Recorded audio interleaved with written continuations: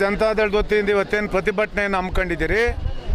ಏನು ಇವತ್ತು ಕಾಂಗ್ರೆಸ್ ನೇತೃತ್ವದ ರಾಜ್ಯ ಸರ್ಕಾರ ಇವತ್ತೇನು ಆಡಳಿತ ನಡೀತಾ ಇದೆ ರಾಜ್ಯದಲ್ಲಿ. 2 ವರ್ಷ ಆಗಿದೆ ಇವರು ಅಧಿಕಾರಕ್ಕೆ ಬಂದು. ಆದರೆ 2 ವರ್ಷದಿಂದನೂ ಬರೀ ಜನ ವಿರೋಧಿ ನೀತಿ. ಬೆಂಗಳೂರಿನ ಜನ ನಿಜಕ್ಕೂ ಸಹ ಪ್ರತಿದಿನ ಬೆಂಗಳೂರಿನ ಜನಕ್ಕೆ ನರಕ ತೋರಿಸ್ತಾ ಇದ್ದಾರೆ.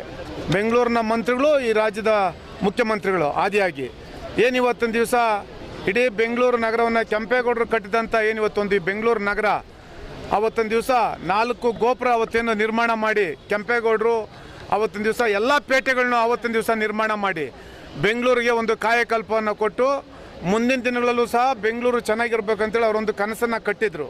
ಆದರೆ ಈ ಕಾಂಗ್ರೆಸ್ ನೇತೃತ್ವದ ಇವತ್ತು ರಾಜ್ಯ ಸರ್ಕಾರ 5 ಫ್ರೀ ಗ್ಯಾರಂಟಿಗಳನ್ನ ಕೊಡ್ತೀರಿ ಅಂತೇಳಿ ಸುಳ್ಳು ಭರವಸೆಗಳನ್ನ ಕೊಟ್ಟು ಇವತ್ತೇನು ರಾಜ್ಯದಲ್ಲಿ ಅಧಿಕಾರ ನಡೆಸ್ತಾ ಇದ್ದಾರೆ. ಇವತ್ತು ಬೆಂಗಳೂರನ್ನು ಛಿದ್ರ ಮಾಡ್ತಾ ಇದ್ದಾರೆ. ತಾವೆಲ್ಲ ಮಾಧ್ಯಮದವರು 3-4 ದಿವಸದಿಂದ ತಾವೆಲ್ಲ ಸುದ್ದಿ ಮಾಡ್ತಾ ಇದ್ದೀರಿ, ತಾವೇ ತೋರಿಸ್ತಾ ಇದ್ದೀರಿ. ಬೆಂಗಳೂರು ನಗರಕ್ಕೆ ಯಾರಾದರೂ ಒಬ್ಬರು ಡೆಲಿಗೇಟ್ಸ್ ಬಂದಂಥ ಸಂದರ್ಭದಲ್ಲಿ, ಯಾರಾದರೂ ಗಣ್ಯ ವ್ಯಕ್ತಿಗಳು ಬಂದಂಥ ಸಂದರ್ಭದಲ್ಲಿ ಒಬ್ಬ ಪ್ರಥಮ ಪ್ರಜೆ ಅಂತೇಳಿ ಮೇಯರು ಅವ್ರನ್ನ ಹೋಗಿ ರಿಸೀವ್ ಮಾಡ್ತಾಯಿದ್ರು.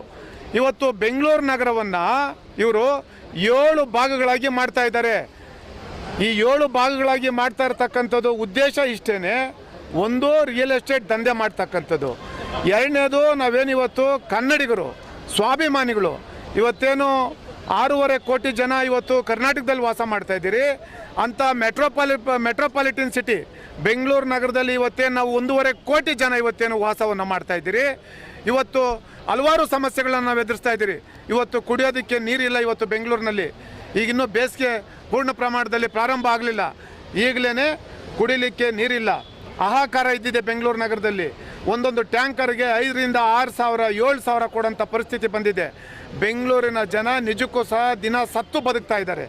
ಅದಕ್ಕೆ ಕಾರಣ ಈ ಕಾಂಗ್ರೆಸ್ ನೇತೃತ್ವದ ರಾಜ್ಯ ಸರ್ಕಾರ ಇವತ್ತೇನು ಅಧಿಕಾರ ನೀಡುತ್ತದೆ, ಇವರು ಭ್ರಷ್ಟಾಚಾರ. ಹಿಂದೆ ತಾವೆಲ್ಲ ನೋಡ್ತಾ ಇದ್ರಿ. ಇವತ್ತೇನು ಬೆಂಗಳೂರು ನಗರವನ್ನು ಇವತ್ತೇನು ನಿನ್ನೆ ಇವರು ವಿಧೇಯಕವನ್ನು ಮಂಡಿಸಿದ್ದಾರೆ. ಇವತ್ತು ಆ ಬಿಲ್ಲನ್ನೇನು ಪಾಸ್ ಮಾಡಿದ್ದಾರೆ. ನಾವು ಮಾನ್ಯ ಗವರ್ನರ್ ಅವರಿಗೆ ನಾವು ಮನವಿಯನ್ನು ಕೊಡ್ತೀವಿ. ಪಕ್ಷದ ವತಿಯಿಂದ ಯಾವುದೇ ಕಾರಣಕ್ಕೂ ಆ ಬಿಲ್ಲಿಗೆ ಅವರು ಸಹಿ ಮಾಡಬಾರ್ದು, ಅದನ್ನು ತಿರಸ್ಕಾರ ಮಾಡಬೇಕು ಅಂತೇಳಿ ನಾವು ಮಾನ್ಯ ಗವರ್ನರ್ ಅವರಲ್ಲೂ ಸಹ ಮನವಿ ಮಾಡ್ತೀವಿ.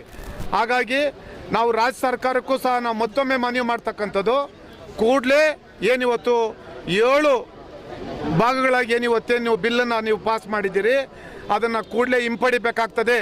ನೀವೇನಾದರೂ ಹಿಂಪಡಿಲಿಲ್ಲ ಅಂತಂದರೆ ಮುಖ್ಯಮಂತ್ರಿಗಳು, ಉಪಮುಖ್ಯಮಂತ್ರಿಗಳು, ಬೆಂಗಳೂರು ನಗರ ಸಚಿವರು, ನೀವು ಯಾವುದೇ ಕಾರ್ಯಕ್ರಮಕ್ಕೆ ಹೋದರೂ ಸಹ ನಾವು ಪಕ್ಷದ ವತಿಯಿಂದ ನಿಮ್ಮ ಕಾರ್ಯಕ್ರಮಗಳಿಗೆ ನಾವು ಕಪ್ಪು ಬಟ್ಟೆಯನ್ನು ತರಿಸಿ ನಿಮ್ಮ ಕಾರ್ಯಕ್ರಮವನ್ನು ಬಹಿಷ್ಕಾರ ಮಾಡ್ತೀರಿ. ನೀವು ಯಾವುದೇ ಕಾರ್ಯಕ್ರಮಕ್ಕೆ ಬಂದರೂ ಸಹ ನಾವು ನಿಮ್ಮ ಕಾರ್ಯಕ್ರಮ ನಡೀಲಿಕ್ಕೆ ಬಿಡೋದಿಲ್ಲ.